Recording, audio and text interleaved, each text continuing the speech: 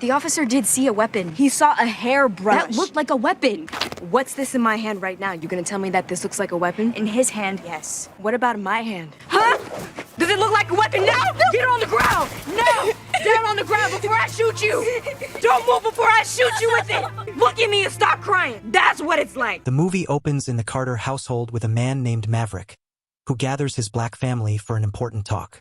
He teaches his children, Starr, Seven, and Sakani, a few rules to follow if they're ever pulled over by the police. Keep their hands visible, not argue, and comply. You keep your hands posted because moving makes the police get all nervous. He also gives them the Black Panther Bill of Rights and urges them to memorize it. Their mother, Lisa, watches with concern in her eyes. She feels the kids are still too young for such a talk since they're just hitting puberty and Sakani is only a year old. But Maverick insists he just wants to prepare his children for the life that awaits them. Clears throat. Now in the present, the kids are older. Starr and Seven are teenagers. Starr narrates how her parents had her at 17. Mama and Daddy had me when they were 17. My nana even threw Mama out the house. Said Daddy was no good, just to push her for the King Lord's game. She swore raising the dead was more likely than Mama and Daddy making it. Mama's. They stay proving her and everybody else wrong. And in large part, that means making sure that we don't make the same mistakes. I love you. Ain't it too old for that? I can't even lie, they're my OTP. One true pairing. The family lives in a predominantly black neighborhood called Garden Heights, the same place where Maverick grew up. Maverick used to be the right-hand man to the biggest drug dealer in the area, a man named King, before he opened a grocery store. We also find out that Seven is Starr's half-brother. Years ago, Maverick cheated with another woman, and she had his baby. After they broke up, Maverick took the child in and raised him with his own family since his wife was able to forgive him. That woman is now married to King. Mama thinks Daddy is scared of change. She left the garden when she was a little girl, and she wants us to get out too. Either way, you gotta stay ready, because Garden Heights is always gonna be ready for you. The high school is where you go to get jumped, high, pregnant, or killed. We don't go there. Not since what happened to my friend Natasha. So, Mama sent us to another school, where everyone's college bound. Lisa transferred them to an elite prep school called Williamson High, where most of the students are white. At Williamson, Starr has to code switch.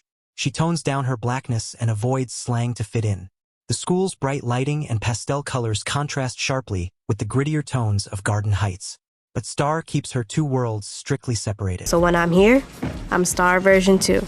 That means flipping a switch in my brain. Williamson Starr doesn't use slang. If a rapper would say it, she doesn't, even if her white friends do. Yo, those kicks are lit. Thanks, Space Jams. Hey, boo. Hey, how are you? I'm good, girl. Slang makes them cool. Slang makes me hood. Basically, Williamson Starr doesn't give anyone a reason to call her ghetto. And I hate myself for doing it. At school, Starr tells her best friends, Maya and Haley, that her boyfriend Chris lured her to his house and tried to hook up with her.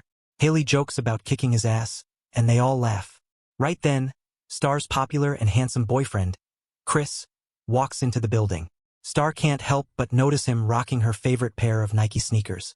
He smells like Old Spice. And his lips are soft. Damn, he's wearing the same Space Jam 11s as mine. He knows Jordans are my weakness. When he spots her, Chris comes over and tries to impress her with a new beat he made.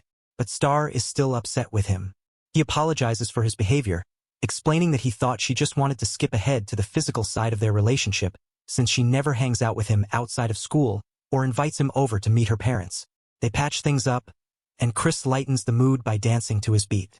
Starr laughs, and the two share a kiss, drawing judgmental stares from some of the rich white girls. We get the questions. Why is he dating her? On the real, I sometimes wonder the same thing. Now, the stares usually come from the rich white girls, but they're way too scared to actually say anything to our faces. Chris then suggests they go on a date next weekend, and Starr agrees. That night, Starr and Kenya, her friend and Seven's half-sister, attend a neighborhood party. The music is blasting, the house is packed, and the atmosphere is electric. Starr feels out of place, admitting she doesn't usually go to Garden Heights parties. Kenya teases her for dressing too plain compared to everyone else. Then, Kenya spots a rude classmate and asks Starr to help her fight. And you so lucky you go to that private school. And you gotta deal with hoes like that. No, there's hoes in my school too. Trust me, hoedom is universal. Starr refuses, accusing Kenya of only bringing her to the party as backup. Their conversation is cut short when Kenya's other friends show up. They greet Starr but tease her for being too scared to fight and for only partying with white kids. Scary. Wandering through the crowd, Starr is relieved to run into her childhood best friend, Khalil. They embrace warmly. Starr notices Khalil's expensive shoes and earrings and wonders what kind of work he's doing. They catch up. Khalil shares that his grandmother has cancer and he's been busy supporting the family. They laugh over old inside jokes. Khalil teases her about her music taste, and they dance together. I mean, I don't know, you be hanging with all the white kids. I'm just saying. Shut up. You better stop. Oh, damn, did I stop you? I'm so sorry. No, stop. Don't scrub. You gotta be gentle. Every time a sneaker is cleaned and properly, a kitten dies. Sneakerhead. But suddenly, a fight breaks out and gunshots ring through the house. The crowd panics and scatters. Khalil grabs Starr's hand and pulls her out. They rush to his car and speed away from the chaos. On the drive, Khalil plays some Tupac, and Starr teases him for listening to old music. Khalil explains that Tupac inspired him and he remembers what Tupac said. Thug life means the hate you give little infants. Everybody. THUGLIFE. Meaning what? Meaning what society gives to us when we little comes back to bite them in the ass when we grow up and we wild out. Starr asks about his new job, but Khalil stays vague. He admits that after his grandmother lost her job due to illness, he had to find a way to survive.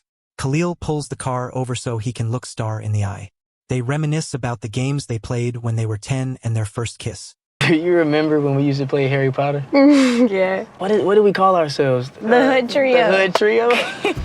You still have your wand? Hell no, I ain't got that one. I know you still have it. I don't have it. I threw it away because you would never let me be Harry. Because you were Ron. But I was really Harry. No, I was Harry. You were Ron. Natasha was Hermione. Khalil leans in and kisses her. He makes it clear he's interested, but Starr reminds him she has a boyfriend. Yeah, I heard.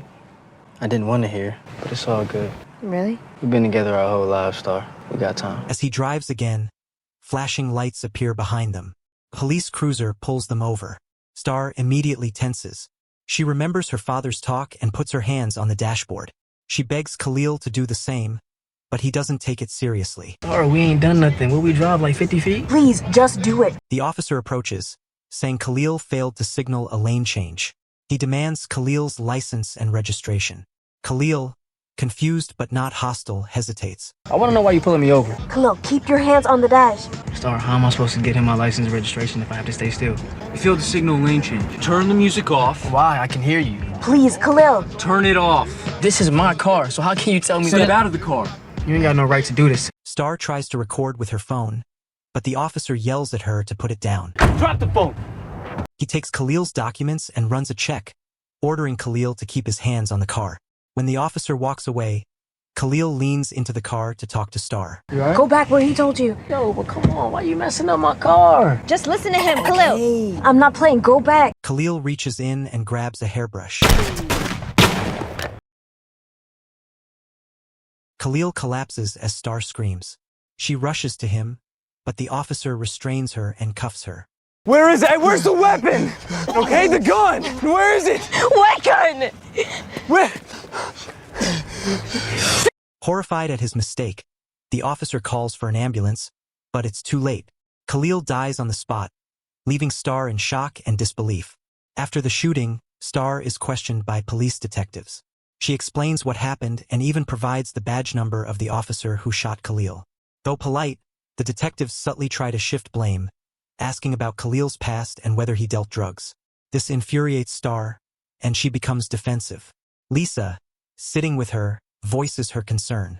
You have not asked my daughter one question about the cop. We just want the whole picture, Miss. Well, That's you all. asked questions about what happened. 115 killed Khalil, and he didn't do anything wrong, so I don't know what more of a bigger picture you need. Thankfully, Starr's uncle, Carlos, who is also a police officer, arrives, interrupts the interrogation, and takes his niece away. The next morning, Starr wakes from a nightmare about the shooting.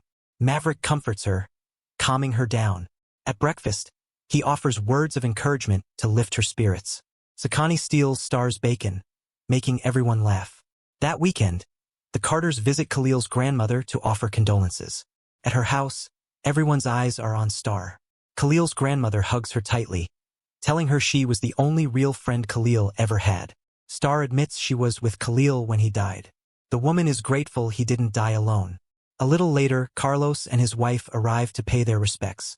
While there, Starr gets a text from Chris asking where she is.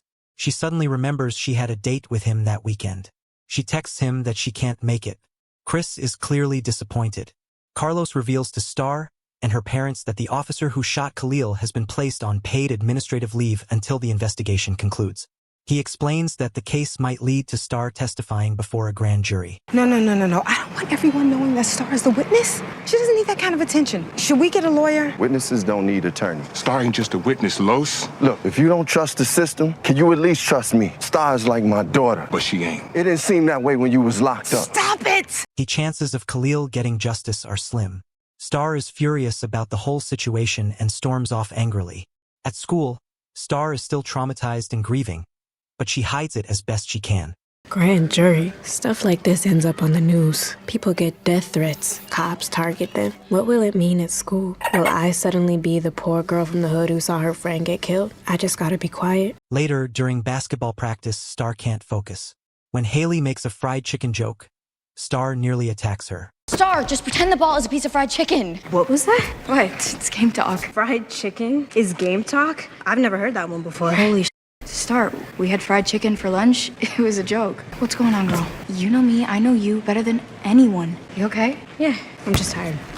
After school, Starr hangs out with Kenya at a local cafe. While waiting for their order, the news airs a report about the shooting.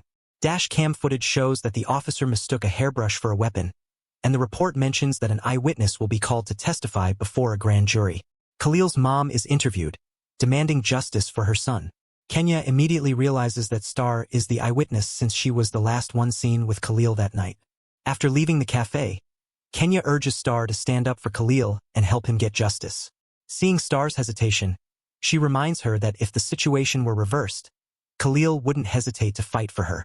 Kenya's father, King, arrives to pick her up. Hi, Daddy. And offers Starr a ride to her dad's grocery store. On the way, King sympathizes with Starr over Khalil's death. He tells her he's been through something similar and knows the toll it takes on a person's mind. He advises her to stay strong and out of trouble. After dropping her off, King pulls Maverick aside.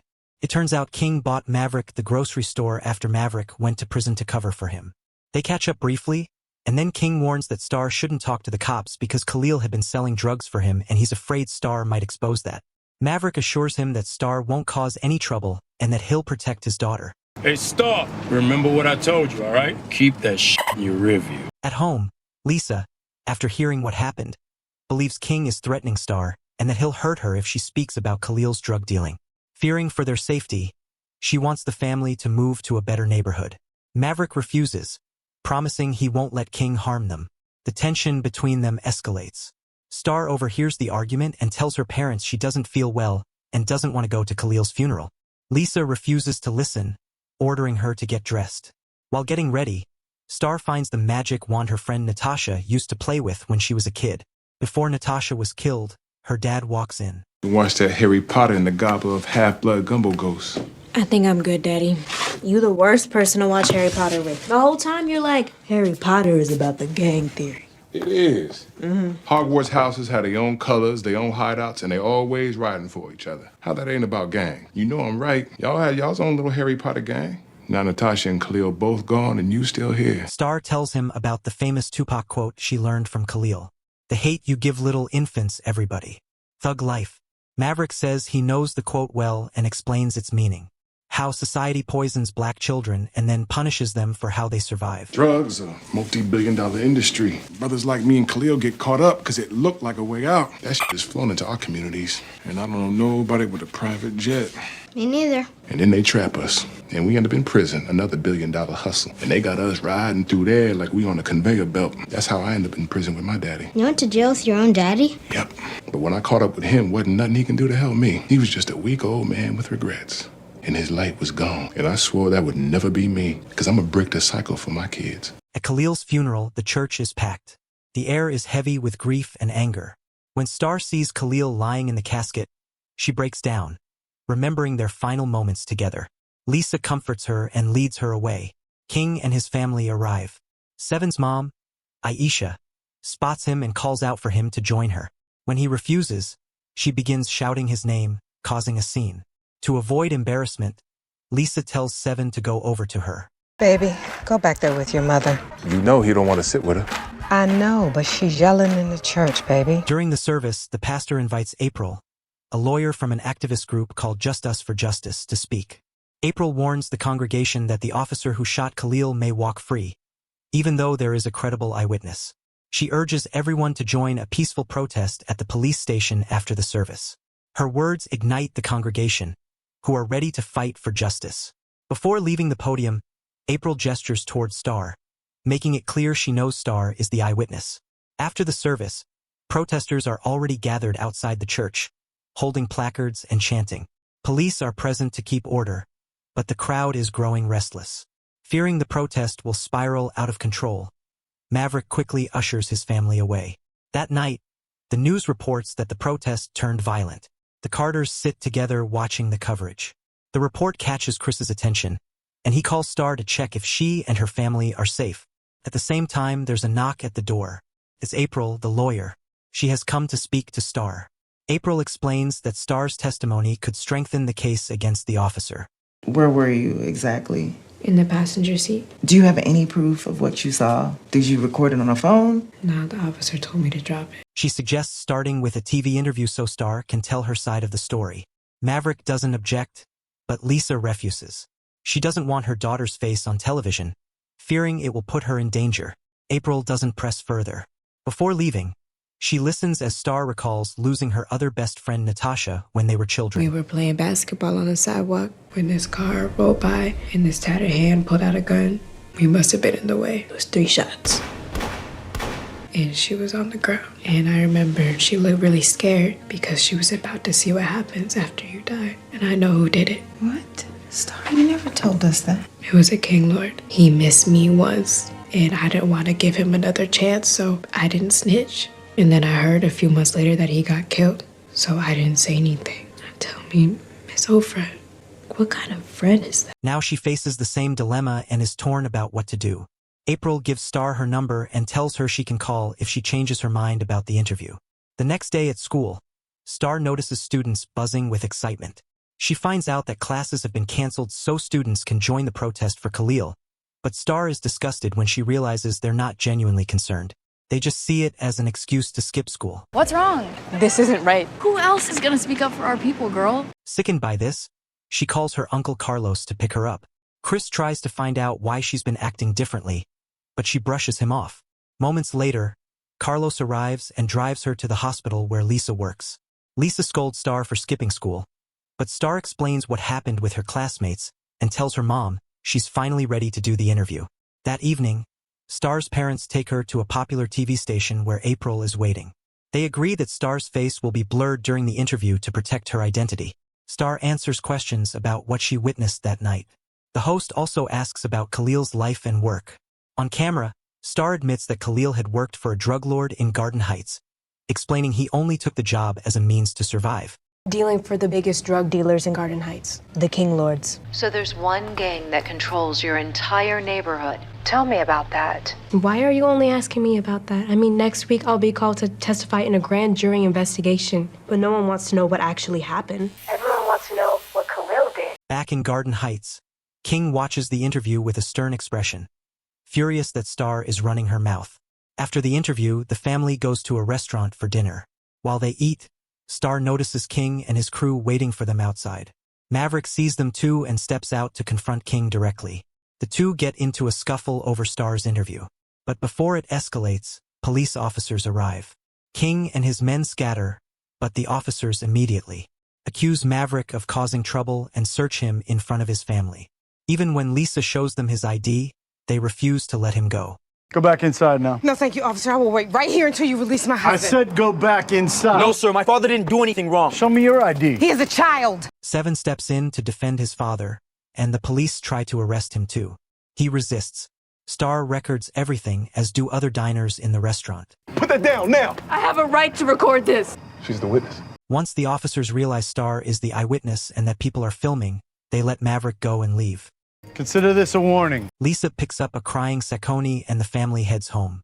Starr apologizes to her dad for everything, saying she should have kept quiet and never done the interview. Get out the car and line up on the grass. Point 7 of the 10-point program. Say it. Stop crying and say it. We want an immediate end to police brutality. Finish it. And the murder of black people and people of color and oppressed people. By what means? By any means necessary. So why you gonna be quiet? What does that say? Reasons to live give reasons to die. You, your brothers, and your mother are my reasons to live and die. I gave each of you power in your names. Starlight, Sakani Joy, 7 Perfection. Use it. So when you ready to talk, you talk. Don't ever let nobody make you be quiet. The next day, Starr hangs out with Haley and Maya. She is distant, not really vibing with them. On TV, news coverage shows Officer Brian, the man who shot Khalil, and features an interview with his father, who claims his son is depressed and receiving death threats. Haley expresses sympathy. That sucks. That poor family. What? His son was only trying to do his job and protect himself. His life matters too, you know. I need to. Wait, Starr! Starr! Maya, I cannot talk to her right now. That cop's life matters also. Are you gonna be mad because I said that too? Because you think that his life matters more than the person that you said you were protesting for. You unfollowed my Tumblr after the protest. Was it the picture of Emmett Till that did it? Did you sympathize with his poor family before you looked away? Maya, now she's calling me a racist. No, I didn't. I just asked you a question. Later, Starr meets her mom for lunch and tells her what happened with Haley. Lisa admits she never liked how Starr always tried to fit into Haley's world. She advises her daughter to weigh the good and bad in people, and if the bad outweighs the good, to let them go. Lisa shares her own story. When Maverick got Seven's mom pregnant, she was deeply hurt, but her love for him outweighed his mistakes. It is prom night. Starr walks into the venue and notices everyone staring. Chris approaches her, serious. He pulls her aside and reveals he knows she was the witness in the blurred TV interview. He isn't upset that she was involved. He's hurt she didn't trust him enough to tell him. Starr lashes out, saying he could never understand what it feels like to live in 2 different worlds. She opens up about the trauma of seeing 2 of her friends killed. Chris admits he may never fully understand, but he cares about her deeply and wants to be there for her. But black, white, nobody gives a shit. We're all the same. But we're not. Y'all want to act black, but you get to keep your white privilege. You think playing ball and jumping in some lame-ass Williamson cipher makes you understand what it is to be black? It doesn't. Starr, I just told you I don't see color. I see people for who they are the exact same way I see you. If you don't see my blackness, you don't see me. I see you. He offers to take her home so he can finally meet her dad. When they arrive in Garden Heights, Starr and Seven quiz Chris on black culture to prepare him for meeting Maverick. At the door, Maverick mistakes Chris for a chauffeur and tries to tip him, warning him to leave before local thugs notice the limo. You better get out of here before someone steal your ride. When Lisa invites Chris in, Maverick is confused until Starr reveals Chris is her boyfriend. Who's this? Daddy, this is Chris. Who's Chris? Chris is my boyfriend. You got a boyfriend? Maverick is upset that his daughter is dating a white boy.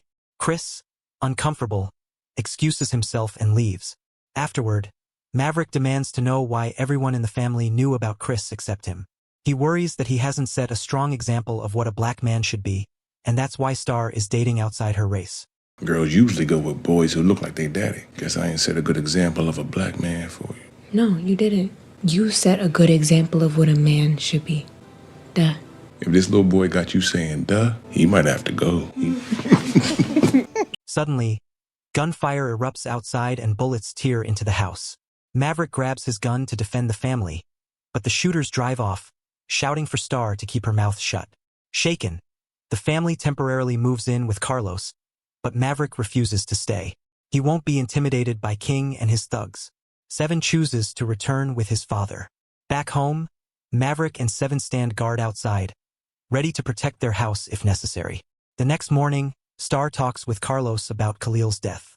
Carlos explains what goes through an officer's mind during a stop.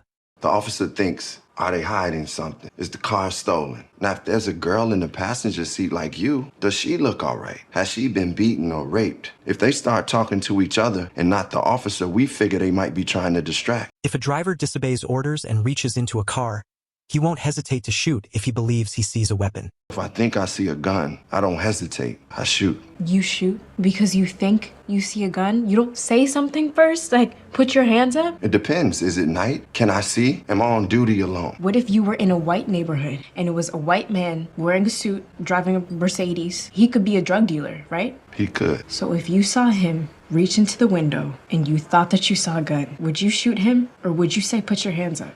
I say put your hands up. Do you hear what you just said? His answer leaves Starr disappointed. confirming that the rules aren't applied equally. The following day, Starr, accompanied by April and her parents, testifies before a grand jury. Her words will determine whether charges will be filed against the officer. She tells the jury everything she witnessed and speaks about what kind of person Khalil truly was, highlighting the injustice of his death. Afterward, she returns to her routine, anxiously waiting for the jury's decision. At school, Haley approaches Starr to check if she is over their argument. Haley refuses to apologize and doubles down, insisting the officer was justified. She argues that Khalil was a drug dealer and would have ended up dead anyway. He was a drug dealer.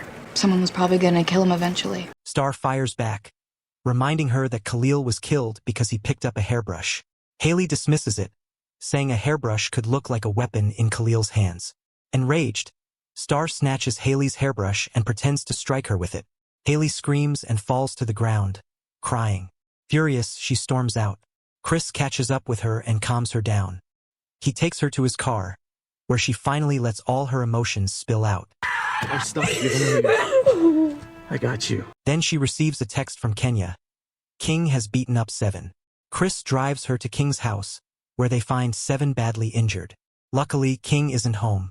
Seven begs Starr to leave. Starr is worried for her safety, but she refuses to go without him. As they prepare to leave, Seven's mother, Aisha, stops them and reveals that Seven took the beating for Starr. She urges them to take Kenya and her younger sister with them, since she doesn't want the responsibility. What? Y'all bothering me. Trying to get my drink on. Just then, King arrives, walking toward the house. Aisha quickly helps them escape out the back door. They decide to take Seven to the hospital, but they get stuck in a traffic jam caused by an ongoing protest. Starr learns that the protest is happening because the officer who shot Khalil has been found innocent. Devastated, Starr asks Chris to drive her away from the area. But when they hit another jam, Starr sees the crowds of people fighting for Khalil. Their determination gives her the courage to act. She steps out of the car and asks Chris to take Kenya and her little sister somewhere safe. Despite his injuries, Seven refuses to let Starr go alone. Together, they join the protest, which is being led by April and members of Just Us for Justice. The protesters eventually come face to face with heavily armed police who warn them to disperse. You on the wrong side, brother! Starr bravely walks up to April, takes the megaphone, and climbs onto a car. Her voice trembles with emotion but remains unshakable as she declares that she is the eyewitness to Khalil's death. She tells the crowd that Khalil mattered, that she's tired of being silenced, and that enough is enough. The crowd erupts in support, but the police fire tear gas into the crowd, and chaos breaks out. Starr grabs one of the canisters and hurls it back at the officers. She and Seven, coughing and struggling to breathe, try to escape the chaos. Some protesters recognize them as Maverick's children and offer them a ride. They take the siblings to Maverick's grocery store, where Starr and Seven wash their faces with milk to ease the sting of the gas. The men who gave them a lift promise to find Maverick and let him know where his kids are. Unbeknownst to them, King and his men are watching. After the helpers leave, King orders one of his men to throw a Molotov cocktail into the store. Flames spread quickly, trapping Starr and Seven inside. They try to escape through the back door, but it's locked from the outside. Local business owners rush over when they see the fire, and Maverick arrives just in time. He forces the back door open, saving his children's lives. Moments later, Carlos pulls up with Lisa and Sakani. When King sees Maverick, he charges at him. Both men reach for their weapons, but suddenly Sakani points a gun at King, demanding he leave his father alone. Two police officers arrive on the scene and immediately point their guns at Sakani, ordering him to drop the weapon. Tension thickens. Another tragedy seems inevitable, but Starr steps in front of her brother, shielding him. How many of us have to die before y'all get it? The officers slowly lower their weapons, and Sakani drops the gun. Maverick pulls his daughter into a tight hug, proud of her for protecting her brother. In the aftermath, Maverick loses his grocery store in the fire, but he vows to rebuild. The community finally rises up against King's reign of fear, and he is arrested. With King gone, the Carter family feels a new sense of peace and decides to remain in Garden Heights. Seven graduates from high school and prepares to head off to college. Starr cuts ties with Haley for good and now only keeps in touch with Chris and Maya at school. Later, Starr visits Khalil's grandmother. Starr, I'm cleaning out Khalil's room. You going in there and get what you like. In his room, she finds his wand, the one he used to play with as a kid. You still have your wand? Hell no, I ain't got that wand. I know you still have it. I don't have it. I threw it away because you would never let me be here. She takes it and keeps it alongside hers and Natasha's, promising to preserve the memories of her lost friends.